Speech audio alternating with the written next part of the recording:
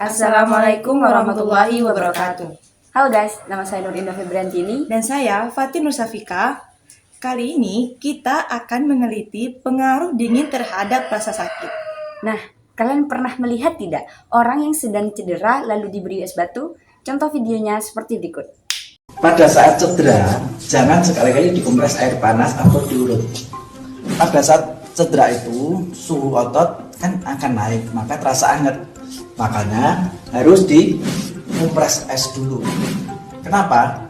Supaya kalau ada luka, lukanya bisa tertutup dan akan merilekkan otot yang tegang itu. Itu fungsinya es.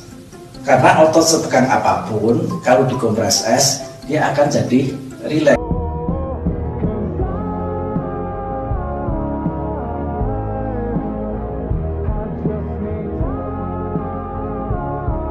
Oke, assalamualaikum warahmatullahi wabarakatuh.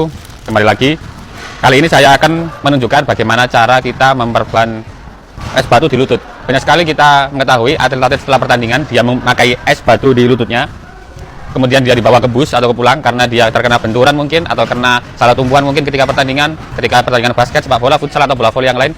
Banyak sekali. Atau kalian yang hobi bola voli bisa dilihat kemarin yang Fahri sama Dio ketika cedera dia di es di samping lapangan, atau ketika kalian suka sepak bola kalian lihat Neymar ketika dia cedera kemarin di Piala Dunia kemudian dikompres es di sampingkan.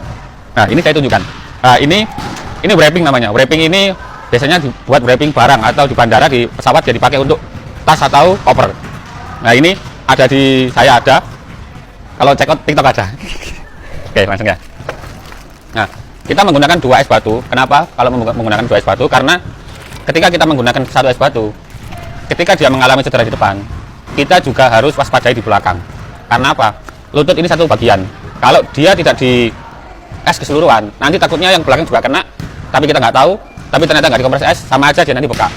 Nah, jadi seperti ini, kalau emang depan sama belakang.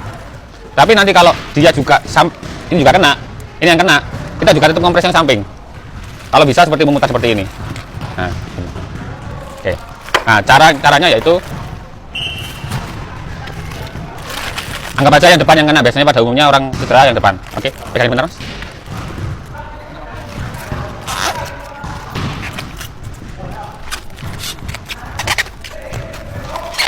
Kita sudah putar 3 kali wrapping, tambah 1 lagi pegangnya. Nah, kemudian di belakang juga dikasih.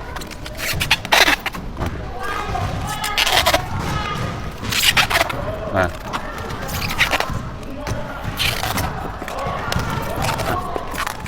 Nah, cukup seperti ini agar lebih kuat. Nah, coba masih buat jalan, ini dibuat jalan akan mengganggu emang, tapi ini lebih efektif agar dia bisa kompres es sambil berjalan. Coba jalan, Mas.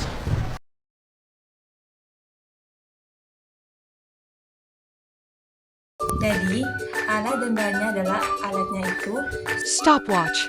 dan bahannya adalah es batu. Dan kita sudah menyediakan data hasil pengapatannya.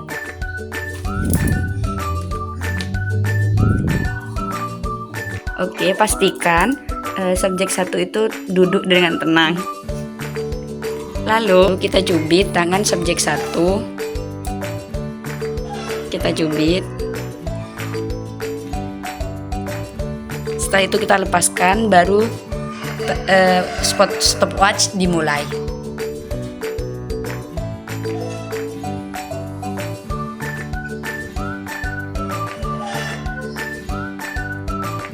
Hasilnya adalah 9 detik.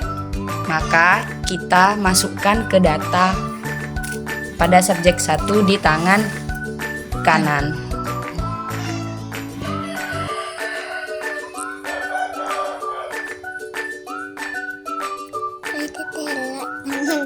Lalu kita lanjut kepada tangan kiri pada subjek 1.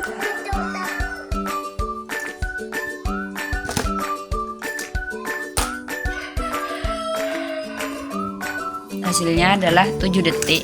Lalu langkah kedua, kita menggunakan es batu untuk bagaimana sih pengaruh es batu tersebut kepada rasa sakit setelah dicubit.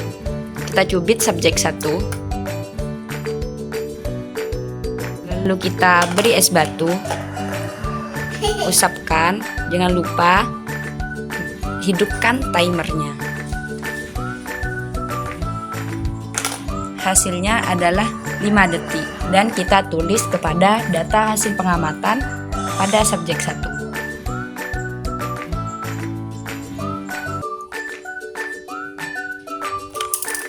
Lalu kita ganti ke tangan kiri pada subjek 1. Setelah itu kita usapkan es batu. Kita lihat timer, ya ini 4 detik, maka tulis di hasil pengamatan.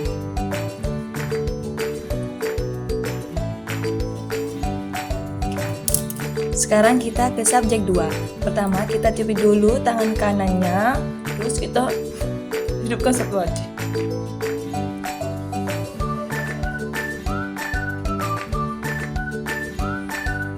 Hasilnya 7 detik.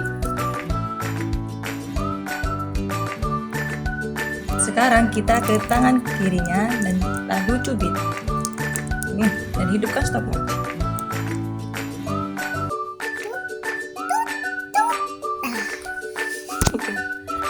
Hasilnya 4 detik.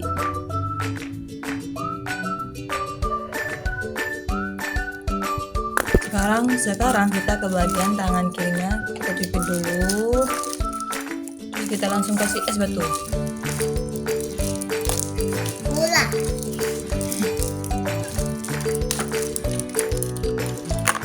Hasilnya 3 detik.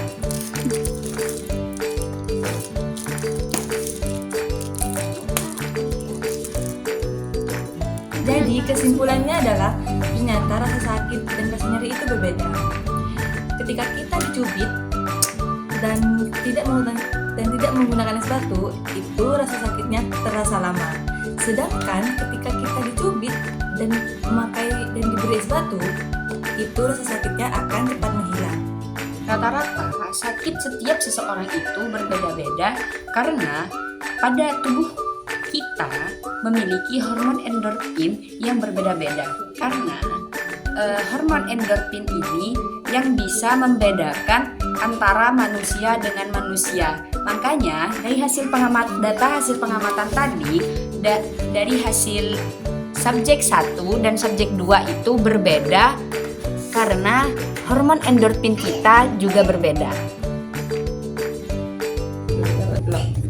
Cukup sekian video dari kita. Kurang lebihnya mohon maaf. Assalamualaikum warahmatullahi wabarakatuh.